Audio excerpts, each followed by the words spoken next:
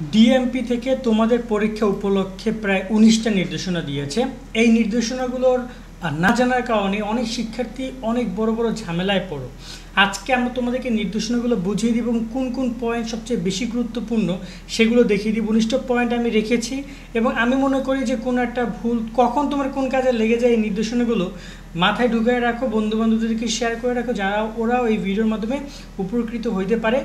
এই ব্যাপার নিয়ে কোনো সময় কোনো সমস্যা পড়েছিল কিনা এই নির্দেশনাগুলো নিয়ে, সেটা কিন্তু আমাদেরকে কমেন্টের মাধ্যমে জানাইতে পারো। তো এখানে প্রথমত আমরা যে নির্দেশনা নিয়ে কথা বলবো সেটা হচ্ছে যে পরীক্ষা হলে রওনা দেওয়ার আগে অবশ্যই প্রশ্নপত্র, প্রয়োজনীয় কাগজপত্র এবং কলম সঙ্গে নিও। সেখানে প্রশ্নপত্র কথাটা বাদ দাও, এটা হুদায় হয়তো বা দিছে, প্রশ্নপত্র বলতে কিছু নাই, প্রশ্নপত্র তোমরা কই পাবা। কিন্তু প্রয়োজনীয় কাগজপত্র বলতে এখানে তোমার রেজিস্ট্রেশন কার্ড এবং এডমিট কার্ড, দুইটা কাগজকে বোঝানো হয়েছে, যেটা তোমাকে নিয়ে যেতে হবে। কলম, স্কেল, যাবতীয় সকল জিনিসপত্র নিয়ে যেতে হবে। পরীক্ষা শুরুর আগের দিন পরীক্ষার অবস্থান ভালো করে জেনে নিন এবং আপনার বাসা থেকে কোন রুটে যেতে হবে তার পরিষ্কার ধারণা নিন। অফকোর্স গুরুত্বপূর্ণ একটা বিষয়, অনেকেই দেখা যায় ঢাকা বা বিভাগীয় পর্যায়ে বা জেলা পর্যায়ে তোমার পরীক্ষা কই হবে, তুমি সেখানে সেই স্কুলে বা সেই কলেজে যাওই নাই। সো এই জায়গায় তোমরা একটু খোঁজখবর নিয়ে যাবা। গুগল ম্যাপের সহযোগিতা এই পয়েন্টে তোমরা নিতে পারো। গুগল ম্যাপের মাধ্যমে হয়তো বা তুমি সেই জায়গাটা একটু ভালোভাবে চিনে ফেললা। এই জিনিসটা অনেক ইম্পর্টেন্ট। কেমন? এরপর একটা ব্যাপার হচ্ছে যে পরীক্ষা কেন্দ্রে সবার আগে উপস্থিত হওয়ার জন্য পরীক্ষার্থী অভিভাবকদের সড়ক মহাসড়কে যানজটের বিষয়ে মাথায় রেখে পর্যাপ্ত সময় নিয়ে বাসা থেকে বের হওয়ার অনুরোধ করা হয়েছে। অফকোর্স গুরুত্বপূর্ণ একটা ব্যাপার, বিশেষ করে যারা শহর এলাকার মানুষজন আছো। সো যানজট ইটস এ কমন একটা ফ্যাক্ট এবং পরীক্ষার দিন আরও বেশি হবে ওই টাইমটায়। সো তোমরা একটু যানজটের বিষয়টা মাথায় রেখে পরীক্ষা হল থেকে পরীক্ষা দিতে যাবা বা পরীক্ষা দেওয়ার পরে বের হবা। বিশেষ করে পরীক্ষা কেন্দ্রে যাওয়াটা ইম্পর্টেন্ট। অনেকেই দেখা যায় যানজটের কারণে দেরি করে যায়। তো এখানে কিন্তু তোমাদের নির্দেশনা, তোমাদের যে রুটিনের নির্দেশনা কিন্তু বলে দিয়েছে যে তোমাদেরকে পরীক্ষা শুরুর 30 মিনিট পূর্বে পরীক্ষককে আসন গ্রহণ করতে হবে। এই যে দেখতে পাচ্ছ এখানে বলা হয়েছে 1 নম্বর পয়েন্টে। এখন কোনো কারণে যদি তুমি দেরি করে যাও সেক্ষেত্রে তোমাকে কিন্তু প্রশ্ন তারা করতে পারে যে কেন তুমি দেরি করে এসেছো। এখানে তোমার roll number, registration number, admit কার্ডের ইনফরমেশনগুলো রেখে দিয়ে দিবে। কেন জানো? কারণ এখানে তারা মনে করতে পারে যে তুমি হয়তো বা কোনো প্রশ্ন ফাঁস বা কোনো একটা অনৈতিক কাজ করেছো যার কারণে তুমি দেরি করে এসেছো। এমনটা কিন্তু ঘটে, তুমিই করো না, কিন্তু এমনটা ঘটে। বুঝতে পারছো?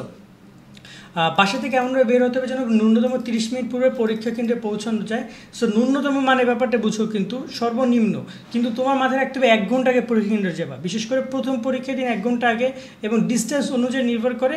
বাট 1 ঘন্টা আগে গেলে তুমি একটু গিয়ে আগে একটু মানে ফ্রেশ হয়ে একটু পানি খেলা, একটু ঘুরলা ফিরলা, একটু পরিবেশটা তুমি অবজার্ভ করলা, দেন তুমি সেখানে পরীক্ষা দিতে বসলা।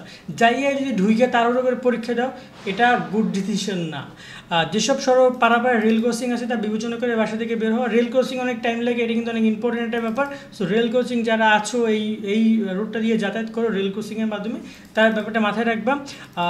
আপনার বাসার পরীক্ষা কেন্দ্রের আশেপাশে সড়কে যদি কোনো খোঁড়াখুড়ি মেরামতের কাজ চলে তবে তার বিবেচনা নিয়ে সময় মতো রওনা দেওয়া। অফকোর্স ইম্পর্টেন্ট একটা ব্যাপার, যদি কোনো ধরনের খোঁড়াখুড়ি কাজ চলে বা দেখা যায় যে সড়কের সমস্যা, ব্রিজে প্রবলেম, কোনো একটা সেতুতে প্রবলেম, কোনো একটা জায়গায় যাতায়াতের সমস্যা, রাস্তা খারাপ, সেই জায়গায় সেই চিন্তা ভাবনাগুলো রাখতে বলছে তারা। পরীক্ষা কেন্দ্রে পরীক্ষার্থী অভিভাবকদের সাবধানতা অবলম্বন করে যানবাহন চলাচল অনুরোধ করা হলো। কোনো অবস্থাতে গণপরিবহনে ঝুঁকিপূর্ণভাবে পরীক্ষা কেন্দ্রে আসা যাওয়া যাবে না, নর্মাল ব্যাপার। পরীক্ষার্থী মোটরসাইকেলে পরীক্ষা কেন্দ্রে গমন করলে অবশ্যই নিরাপত্তাজনিত কারণে হেলমেট পরতে হবে। এটা একটা ভালো ব্যাপার, কারণ দেখা যায় যারা ঢাকার এই জায়গা থেকে ওই জায়গায় পরীক্ষা দিতে যাচ্ছ, তোমরা অফকোর্স পাঠাও বা এরকমের যে সার্ভিসগুলো আছে সেগুলো নিতে পারো। এতে করে পরিবহনের যেটা ঝামেলা সেটা যাবে, কারণ এতে পরিবহনের ঝামেলা যাবে, এতে তোমার যানজটের ঝামেলা যাবে, অনেক ঝামেলা এখান থেকে থাকবে না। যেসব পরীক্ষা কেন্দ্রে আগত পরীক্ষার্থী যানজট বা কোনো অনাকাঙ্ক্ষিত সমস্যার সম্মুখীন হলে কর্তব্যরত ট্রাফিক পুলিশকে সহযোগিতা দিন। এরকমটা আমরা কিন্তু পরীক্ষা কেন্দ্রে অনেক দেখি। প্রত্যেকটা পাবলিক পরীক্ষার সময় যে পুলিশ ওনাকে সহযোগিতা করেছে। আসলে প্রবলেম কিন্তু অনেকে পড়ে, তার মধ্যে 2-3 জনকে সহযোগিতা করতে পারে। এখন তোমার কাছে যদি তুমি যদি পুলিশের কাছে না যাও, প্রবলেমে তুমি পড়েছো। ধরে নাও যে তুমি একটা জায়গায় যাচ্ছ, আজকে তোমার বাংলা বা ইংরেজি পরীক্ষা, তোমার সাথে ড্রাইভার খারাপ আচরণ করতেছে, সে তোমাকে বলতেছে ভাড়া বাড়াই দাও বা এটা তর্কাতর্কি হচ্ছে, তুমি আসতে করে নেমে ট্রাফিক পুলিশকে কল দাও বা 999 কল দাও। কারণ তুমি পরীক্ষার্থী, তোমার কিন্তু অনেক ইম্পর্টেন্ট। তোমাকে কেউ আটকে রাখা, তোমার সাথে কোনো ধরনের খারাপ আচরণ বা যে কোনো বিপদ আপদ হলে তুমি সার্বক্ষণিকভাবে তুমি পুলিশকে জানাবে এবং তুমি বলে দিবে আগে কথা শুরু করবে, স্যার আমি পরীক্ষার্থী, আমার 10টায় পরীক্ষা, 9:30 মধ্যে থাকতে হবে ওখানে, যেভাবে হোক আমাকে সেখানে নিয়ে যাওয়ার ব্যবস্থা করেন। ডাইরেক্টলি এভাবে বলবা, মানে রিকোয়েস্ট করবা যে স্যার আপনি আমাকে নিয়ে যান, কথা বুঝছো? যদি না নিয়ে যায় তারপর 999 কল দিবা, 999 কল দিলে তোমাকে নিয়ে যেতে সে বাধ্য। বিশ্বাস করো কি না, এটাই বাস্তবতা। কেমন?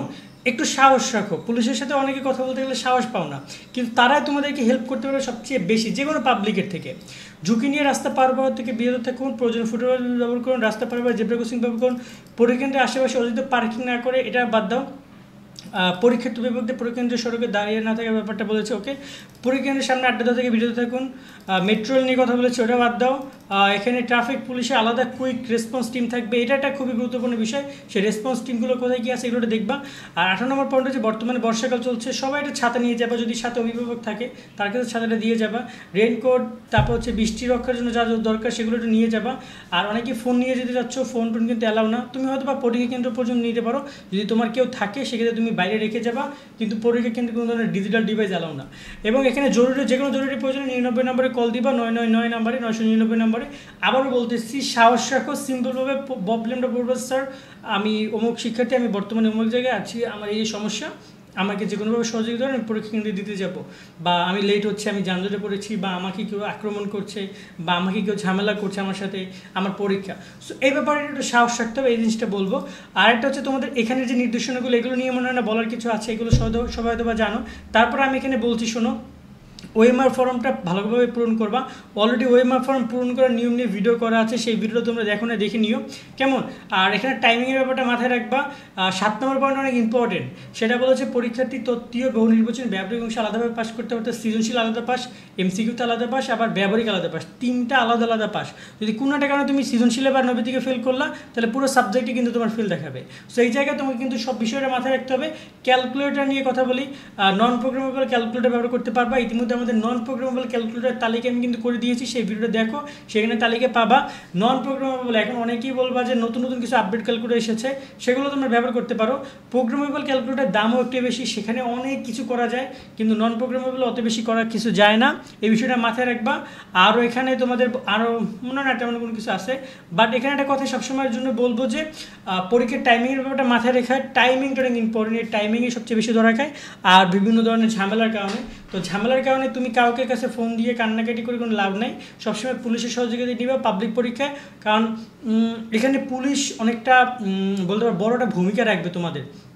সো সেই বিষয়টা মাথায় রাখবা যে কোনো সমস্যা হলে আমরা পুলিশকে জানাবো বা 999 কল দিয়ে কথা বলবো। আর তোমাদের এখানে একটা কথা বলবো যে রুটিনটা তোমরা সবাই হয়তো বা দেখেছো, ভালো রুটিনে এখন মোটামুটি পরীক্ষা দাও, পরীক্ষা পেছনো বা এই বিষয়গুলো এখন আপাতত ক্লোজ করি আমরা। পরীক্ষা যদি নতুন কোনো আপডেট আসে সেটা শোভন ভাই তোমাদেরকে দিবে, তো আমাদের সাথে অবশ্যই সাবস্ক্রাইব করে কানেক্টে থাকবা। সকলে অনেক অনেক ভালো থাকো, আল্লাহ হাফেজ।